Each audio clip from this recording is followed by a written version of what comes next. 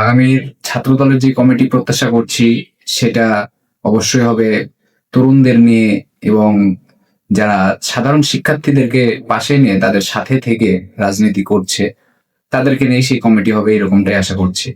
বিগত 5 আগস্টের পূর্বে আন্দোলন সংগ্রাম, দলের দুঃসময়, দলের ক্লান্তি লগ্নে যে সকল নেতাকর্মীরা সামনে থেকে নেতৃত্ব দিয়েছে এবং খারাপ পরিস্থিতি মোকাবেলার জন্য সবসময় এগিয়ে এসছে, তাদের মধ্যে থেকেই যাচাই বাছাইয়ের মাধ্যমে নতুন একটা কমিটি গঠন করা হবে।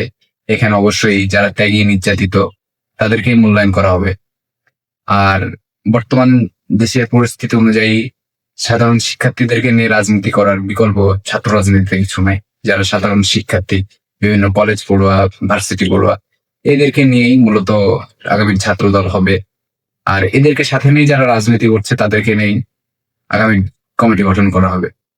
আর বিগত 5 আগস্টের পূর্বেও বিভিন্ন আন্দোলন সংগ্রাম থেকে শুরু করে রাজনৈতিক বিভিন্ন পরিস্থিতিতে দলীয় কর্মসূচিতে সবসময় অংশগ্রহণ ছিল এবং তার পরবর্তী সময়তেও সবসময় দলীয় কর্মসূচিতে একজন ছাত্র নেতা হিসেবে থানা ছাত্র দলের দায়িত্ব পালন করে আসছি। তো সেই জায়গা থেকে আমিও চাচ্ছি আগামী ছাত্র দলের কমিটিতে যারা যোগ্য তাদেরকে নিয়েই মূল্যায়নের মাধ্যমে কমিটি গঠন করা হোক। এছাড়াও আপনারা জানেন যে রাকসুন নির্বাচন আছে, আগামী রাকসুন নির্বাচন, এই নির্বাচনকে কেন্দ্র করেও আমাদেরও দায়িত্বের জায়গা থেকে অবশ্যই সে নির্বাচনকে কেন্দ্র করে আমাদেরও কিছু দায়িত্ব রয়েছে। তো সাধারণ শিক্ষার্থী যারা ভার্সিটি পড়ুয়া আছে তাদেরকে আমাদের অবস্থান এবং আমাদের জায়গা থেকে যে দায়িত্ব, সামনে নির্বাচনে ছাত্রদল যে ভূমিকাটা রাখবে, তো সেইগুলো প্রচারণা যারা করছে তাদেরকে মূলত সামনে নিয়ে আসার জন্য দলের প্রতি অবশ্যই একটা আশা প্রত্যাশা রয়েছে। তো সব মিলিয়ে আশা করছি যে অবশ্যই আগামীর যেই তরুণ নেতৃত্ব হবে, যে ছাত্র দলের কমিটি হবে, সেটা অবশ্যই হবে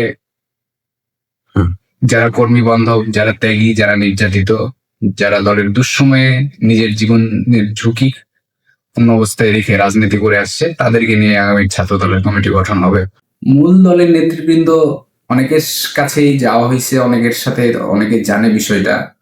তবে তাদের প্রত্যেকেরই কথা, যারা রাজপথে ছিল, যারা আন্দোলন সংগ্রামে, যারা নির্যাতিত, যারা সবসময় তাদের ভূমিকাটা দেখিয়েছে ছাত্র নেতা হিসেবে, তাদেরকে মূল্যায়ন করা হবে। এইরকমটাই তারাও চাই, তাদের প্রত্যাশাও দলের প্রতি, দলের ভারপ্রাপ্ত চেয়ারম্যান জনাব তারেক রহমানের প্রতি।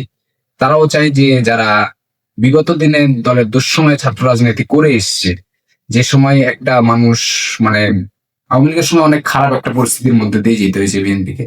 তো এই সময় অনেকে কিন্তু বিএনপি করে এই পরিচয়টাও দিতে পারেনি, কিন্তু ছাত্র নেতা যারা ছিল সেই সময় ছাত্র রাজনীতির সাথে জড়িত, তারা প্রত্যেকে কিন্তু বুককে সাহস নিয়ে গর্বের সাথে বলেছিল ছাত্রদল করেছে।